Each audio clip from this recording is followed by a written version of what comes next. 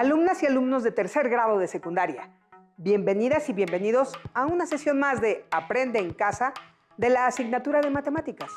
Soy la maestra Luz Calderón y es un gusto estar con ustedes para trabajar juntos un contenido más. El propósito en esta sesión es analizar situaciones asociadas a fenómenos de la física. Es importante que conforme se presenten las distintas actividades y ejercicios, las vayan realizando, así como ir tomando notas en su cuaderno de lo que aprendan, además de anotar sus dudas en torno a esta sesión. Los materiales que necesitaremos son cuaderno, regla, lápiz o bolígrafo, lápices de colores.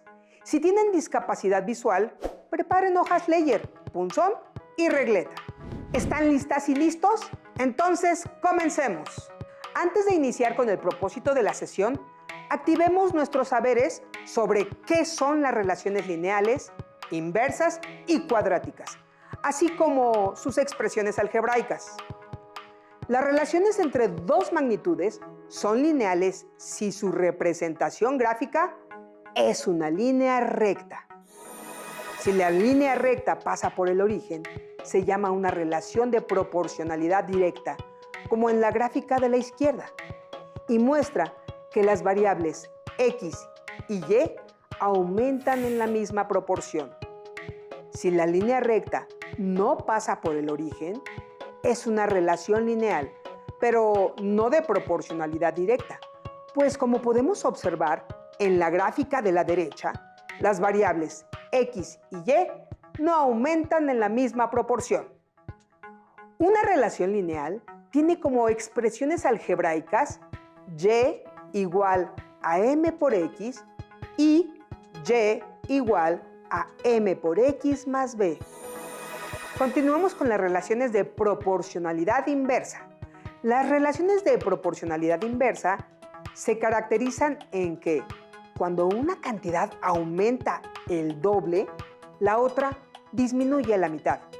Si aumenta el triple, la otra disminuye a la tercera parte, y así continuamente. Si se representan los datos en una tabla, el producto entre los elementos de los dos conjuntos x y y se mantiene constante.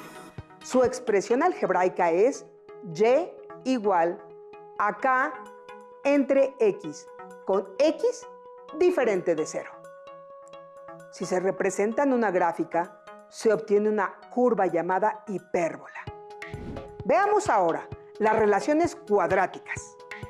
Las relaciones cuadráticas son aquellas cuya expresión algebraica es de la forma y igual a por x al cuadrado más b por x más c, y su gráfica es una parábola. Las gráficas nos ayudan a visualizar los cambios de una magnitud o variable en relación con la otra y así comprender mejor el hecho o la situación que se describe. Existen infinidad de situaciones en la física que pueden ser representadas algebraicamente para poder darles una solución y predecir su comportamiento. Por ejemplo, en una gráfica se puede apreciar el incremento de temperatura que ha sufrido la Tierra a través del tiempo. Y esta información permite predecir lo que sucederá en el planeta si no se toman acciones frente al efecto invernadero. Veamos otro ejemplo. Una pregunta que ha inquietado sin cesar a la mente humana desde hace mucho tiempo es: ¿cuándo y cómo se originó el universo? A lo largo de la historia se han propuesto infinidad de explicaciones para responder esta cuestión. Hay varias teorías que tratan de explicar el origen de nuestro universo, pero la teoría más aceptada del origen del universo es la teoría de la gran explosión, la cual menciona que el universo se formó hace aproximadamente 14.000 millones de años.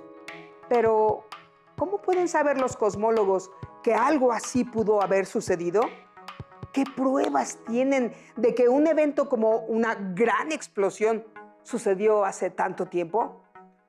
Contestemos estas dos preguntas.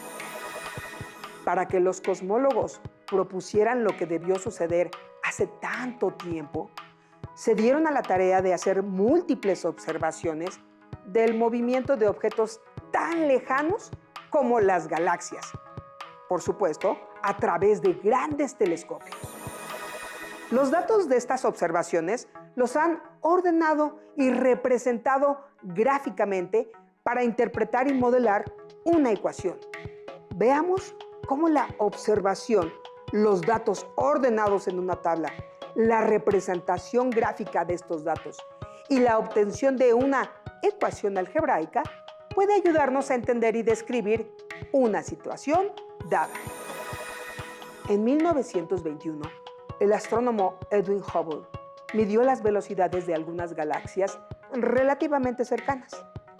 Notó que al graficar la velocidad de las galaxias contra su distancia, los puntos que representaban cada una de las galaxias de su muestra parecían seguir una línea recta creciente. Observen la gráfica representativa. ¿Qué significa esa línea recta creciente en la gráfica de los datos obtenidos por Hubble? Hubble, a partir de los datos recabados durante años, dedujo que esa línea recta creciente significaba que, a mayor distancia a la que se encuentra una galaxia de la Tierra, más rápido se aleja. Y no solo eso. Como ninguna galaxia es realmente el centro del universo, esto implica finalmente que todas las galaxias se alejan unas de otras. La ecuación que describe esta ley, conocida como la ley de Hubble-Lemaitre, se escribe de la siguiente manera. V igual a h por d, donde v es la velocidad que se quiere calcular, d la distancia al observador y h el valor de la constante de Hubble. Esta ecuación, que representa a la ley de Hubble-Lemaitre, es una ecuación lineal porque está a la primera potencia y porque su gráfica es una línea recta. Ahora, para determinar el valor de la constante de Hubble, h, que en realidad es la constante de proporcionalidad entre la distancia y la velocidad, se deben realizar mediciones muy cuidadosas y precisas de las distancias a las que se encuentran las galaxias que se están observando. Pero antes de conocer el valor de la constante de proporcionalidad, h, tienen que conocer algunas unidades para medir distancias. ¿Qué unidades conocen para medir distancias? Seguro conocen el centímetro, el metro, el kilómetro y los años luz. En astronomía, las distancias a medir son tan enormes que se han inventado algunas unidades para longitudes muy, muy grandes. Una de esas unidades es el año luz, que es la distancia que recorre la luz en un año y que aproximadamente tiene un valor de 10 billones de kilómetros. En esta imagen podemos ver la fotografía de Andrómeda, una de las galaxias relativamente más cercanas a la nuestra. Cuando se dice que la galaxia de Andrómeda se encuentra a 2.5 millones de años luz de nosotros, significa que la luz que vemos de Andrómeda salió de ahí y tardó más de 2 millones de años en llegar hasta nosotros. Y como la mayor parte de las galaxias del universo se encuentran mucho más lejos que Andrómeda, se tiene la necesidad de inventar una nueva unidad de medida de longitud, el parsec, que equivale a 3.26 años luz. Y como las galaxias están aún más alejadas que algunos cientos de parsecs, se ha requerido incluir entre las distancias entre las galaxias múltiplos de parsec, como el megaparsec, que equivale a 1 millón de parsecs, esto es 3.26 millones de años luz. Continuando con la constante de Hubble, actualmente el valor más preciso de esta constante de proporcionalidad es aproximadamente de h igual a 73 kilómetros entre segundo entre megaparsec, obtenida por Adam Riess y sus colegas. Lo que significa que por cada millón de parsecs que las galaxias se alejan de nosotros, la velocidad a la que lo hacen aumenta en aproximadamente 73 kilómetros cada que en mi reloj pasa un segundo. Y si las galaxias se alejan, ¿qué sucede con el tamaño del universo? Exacto, significa que el universo está creciendo o se está expandiendo. Hubble, con ayuda de las ecuaciones lineales, concluyó que las galaxias se alejan unas de otras a una velocidad proporcional a su distancia y que por lo tanto el universo está en expansión. Una prueba observacional a favor de la teoría de la gran explosión. Porque si retrocedemos en el tiempo, las galaxias y todos los componentes del universo estarían más cercanos unos de otros hasta un punto de inicio, evidentemente el Big Bang o la gran explosión. Continuamos ahora con la relación de proporcionalidad inversa. No olviden que en una relación de proporcionalidad inversa, al aumentar, por ejemplo, al doble o al triple una de las cantidades, la otra disminuye a la mitad o a la tercera parte. Entonces, veamos cómo la relación de proporcionalidad inversa puede ayudar a comprender el comportamiento de un fenómeno físico como el que describe la ley de Boyle. Robert Boyle fue un físico irlandés que nació en el año 1627. Primero definamos lo que es la presión. Un gas encerrado dentro de un recipiente ejerce una fuerza sobre las paredes. A la fuerza ejercida por el gas en cada metro cuadrado de superficie se le llama presión.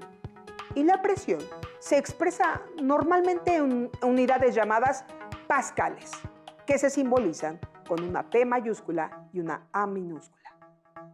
Así, la ley de Boyle establece que la temperatura constante, la presión de un gas ideal, encerrado en un recipiente expansible, es inversamente proporcional al volumen del recipiente. De acuerdo con esta ley, si el volumen disminuye, la presión aumenta. Y si el volumen aumenta, la presión disminuye. Es decir, si la cantidad de gas y la temperatura permanecen constantes, el producto de la presión por el volumen es constante. Veamos la siguiente figura. En la imagen podemos observar que si se ejerce una fuerza sobre el émbolo y se disminuye a la mitad el volumen del gas, la presión que ejerce el gas sobre las paredes se duplica. Por ello, se dice que en estas condiciones el volumen y la presión son cantidades inversamente proporcionales. Al representar gráficamente la relación entre el volumen y la presión, se obtiene una hipérbola. En este caso, solo se obtiene la rama positiva de la hipérbola, puesto que no existen valores de volumen y presión negativos. La gráfica es una hipérbola, ya que la relación entre las variables presión y volumen es de proporción inversa. El producto de los valores de estas variables que se corresponden siempre es el mismo, es decir, es una constante. Veamos otro ejemplo. Un depósito contiene 2.400 litros de agua. Si se consumen diariamente 60 litros, ¿en cuántos días se consume el agua que hay en el depósito? Veamos los datos del problema en la siguiente tabla.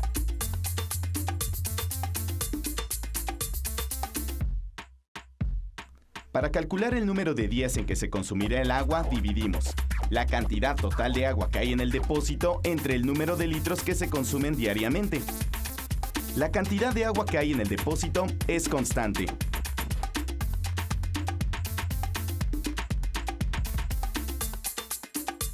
Si el consumo diario de agua fuera mayor, ¿alcanzaría para más o menos días?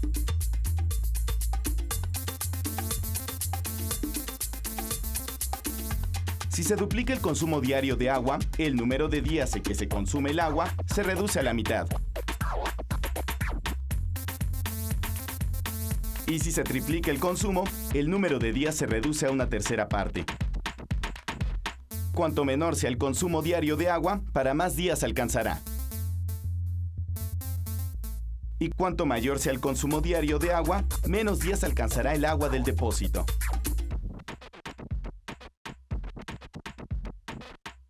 Si llamamos X al consumo diario en litros y Y al número de días que alcance el agua del depósito, Y es igual a 2400 sobre X, o lo que es lo mismo que X por Y es igual a 2400. El producto de las dos variables es constante. El número de días que alcance el agua del depósito es inversamente proporcional al consumo diario de litros de agua. Veamos la representación gráfica de esta relación.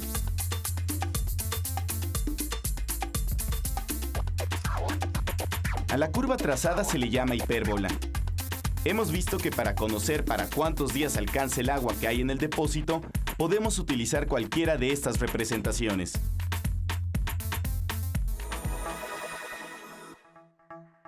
Hasta aquí hemos revisado las relaciones lineales e inversas y hemos comprendido mejor los fenómenos físicos asociados. Toca el turno a las relaciones cuadráticas y su aporte para modelar fenómenos físicos. A lo largo de la historia, los fenómenos físicos y su explicación han sido observados, registrados y analizados para comprender su comportamiento. Una de las grandes preguntas en torno a un fenómeno físico es la siguiente: ¿cómo caen los cuerpos?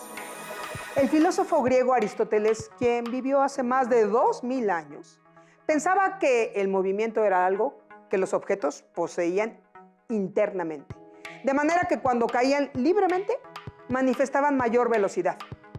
Aristóteles creía además que los cuerpos pesados tenían mayor afinidad con la Tierra, es decir, que entre más pesado un cuerpo, más rápido caería. Esta idea prevaleció por siglos hasta que el gran Galileo Galilei la puso en duda y, pese a las críticas de muchas personas de su época, se dio a la tarea de demostrar la veracidad o la falsedad de las afirmaciones de Aristóteles, creando gran polémica en su tiempo. Galileo se había dado cuenta de que si se juntaban objetos pesados y ligeros, su combinación no restaba o sumaba velocidad a la caída de uno de ellos por separado. Por ejemplo, un par de piedras de masa diferentes, atadas entre sí, no caen más rápido que la sola piedra ligera, como Aristóteles suponía. Estudiar este fenómeno no es cosa fácil. Un cuerpo en caída libre se mueve muy rápido y se necesitan alturas muy grandes para obtener algún dato útil. En aquellos tiempos no había cronómetros, fotografías instantáneas, ni mucho menos videos en cámara lenta. Galileo fue un experimentador ingenioso y sistemático. Diseñó la forma de registrar datos de velocidades más lentas. Utilizó un plano inclinado para dejar rodar al mismo tiempo cuesta abajo 2 esferas de hierro. Observó que las esferas llegaban abajo al mismo tiempo, aunque tuvieran diferente masa. Además de eso, Galileo marcó segmentos de la misma longitud desde lo alto de la rampa hasta la base. El tiempo que tardaban las esferas en recorrer cada segmento era diferente. De hecho, estas pasaban más rápidamente por el último segmento. ¿Cómo varía la velocidad de los cuerpos que ruedan por un plano inclinado? Realicemos el experimento de Galileo del plano inclinado. Para ello, con ayuda de una alumna de secundaria, construyamos el dispositivo utilizando un riel de 1 metro de longitud, un balín metálico, cinta adhesiva, un flexómetro y el cronómetro de un teléfono celular. Colocaremos el riel sobre 3 libros para que quede inclinado. Veamos entonces el experimento. Colocaremos el riel sobre 3 libros para que esté inclinado. Siguiendo la trayectoria del recorrido del riel, haremos marcas sobre el piso a partir del final del riel, cada 10 centímetros hasta completar 2 metros. Ahora, acomodemos el balín en la parte superior del riel para que ruede libremente por él. Mientras lo hace, midamos con el cronómetro el tiempo que tarda en recorrerlo. El tiempo es de 4.5 segundos. Ahora, midamos con el cronómetro el tiempo que tarda el balín en recorrer el camino con las marcas que trazamos después del riel. Para ello, tomaremos el tiempo a partir de que el balín termine de recorrer el riel e inicie el recorrido de los 2 metros. El tiempo que obtuvimos es de 5 segundos. Con los datos obtenidos podemos calcular la rapidez utilizando la fórmula que ya conocemos. La distancia recorrida por el balín entre el tiempo que tardó en recorrerla, es decir, 2 metros entre 5 segundos, el resultado de la división es 0.4 metros por segundo, que es la rapidez con la que el balín se movió en los 2 metros. Si dividimos la primera marca de 10 centímetros, que equivale a 0.10 metros, entre el valor de rapidez 0.4, obtenemos el tiempo que se tardó en recorrer esa distancia. Si el balín tardó 0.25 segundos en llegar a la primera marca y 5 segundos en recorrer los 2 metros, podemos construir una tabla con el tiempo obtenido por cada 10 centímetros que avanzó el balín después de recorrer el riel. La tabla quedaría de la siguiente manera. La gráfica que se obtiene representa el movimiento rectilíneo uniforme de un balín que tiene una rapidez de 0.4 metros por segundo, lo que permite ver que el balín siguió una trayectoria rectilínea y su rapidez fue constante sobre el piso. Es decir, recorrió distancias iguales en iguales intervalos de tiempo. Ya vimos qué rapidez tiene un balín en realizar un recorrido en cierta distancia. Pero, ¿en el riel? ¿Su aceleración se mantiene constante o va cambiando durante el recorrido? Para responder a la pregunta, debemos obtener la aceleración del balín, partiendo del tiempo en que se desplazó por el riel, con qué velocidad inicia y la velocidad final que alcanza. Representamos los valores en la fórmula de aceleración que ya conocemos. La velocidad final, que es 0.45 metros por segundo, se resta a la velocidad inicial, que es 0 metros por segundo. El resultado de la operación se divide entre el tiempo, es decir, entre 4.5 segundos. Así se obtiene una aceleración de 0.1 metros por segundo al cuadrado. Con base en los resultados obtenidos, sabemos que el balín tuvo un movimiento uniformemente acelerado. Es decir, partió del reposo al iniciar su recorrido, incrementó su rapidez de forma constante y tuvo una aceleración de 0.1 metros por segundo al cuadrado. Revisemos los datos obtenidos al dejar caer el balín en el riel. En los datos ordenados en la tabla, podemos ver la velocidad que adquirió el balín en el plano inclinado de acuerdo con el tiempo, lo cual se puede representar en la siguiente gráfica. Observen en la gráfica el incremento de la velocidad a través del tiempo que recorre el balín. ¿Cuál sería la distancia del balín en cada segundo recorrido en el riel? Para calcular la distancia del balín, ocuparemos la siguiente ecuación. La distancia es igual a la aceleración por el tiempo al cuadrado entre 2. En un segundo, multiplicamos la aceleración 0.1 metros por segundo al cuadrado por un segundo elevado al cuadrado, el resultado se divide entre 2. Si repetimos la operación, por cada segundo recorrido, obtenemos las siguientes cantidades representadas en la siguiente tabla. Ahora podemos utilizar los resultados que obtuvimos para elaborar la gráfica. Los puntos que se intersecan entre el tiempo y la distancia representan el movimiento uniformemente acelerado del balín, que tiene una aceleración de 0.1 metros por segundo al cuadrado. La gráfica asociada a la relación entre tiempo y distancia de un cuerpo con aceleración constante, como la caída del balín en el riel, es una curva conocida como parábola. Por último, para fortalecer lo aprendido, imaginemos la siguiente situación. Se empuja ahora al balín desde abajo del plano inclinado, es decir, desde el riel. El balín no logra subir hasta el final del riel y baja de regreso. ¿Cómo será el movimiento del balín y cómo se verá al graficarlo? ¿Cuál de las siguientes gráficas es la que representa este fenómeno? ¿Será también una parábola? Analicemos cada gráfica. La gráfica B no puede ser correcta, ya que implicaría que el balín se mueve a velocidad constante hacia arriba y después baja a velocidad constante. La gráfica C es incorrecta, pues en algún momento el balín debe disminuir la distancia que recorre por segundo, y en esta gráfica se representa un movimiento que sigue acelerando.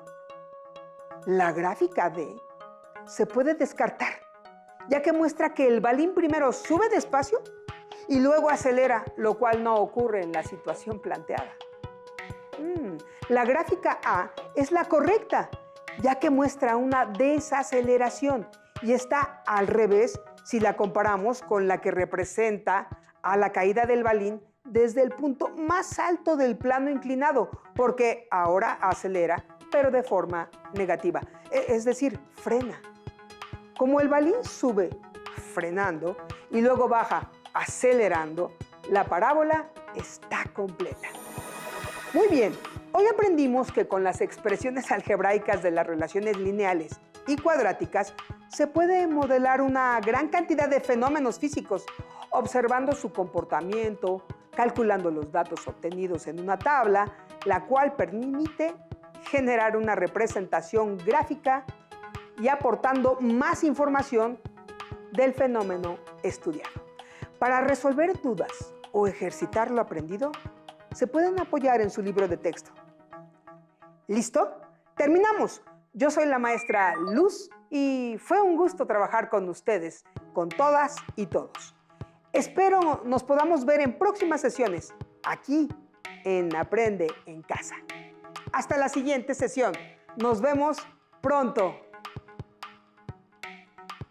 Si tienes dudas o necesitas ayuda, llama al Centro de Apoyo Pedagógico a Distancia. El número de teléfono para secundaria es el 55 36 01 71 23. Si requieres consultar los libros de texto en versión digital, recuerda que los puedes encontrar en la página conaliteg.cep.gov.mx. Y recuerda que también cuentas con el sitio aprendeencasa.cep.gov.mx, en donde podrás ver nuevamente los videos de los programas y además encontrarás actividades para fortalecer tus aprendizajes. También te invitamos a que consultes las plataformas nuevaescuelamexicana.cep.gov.mx y tripulantes.cep.gov.mx.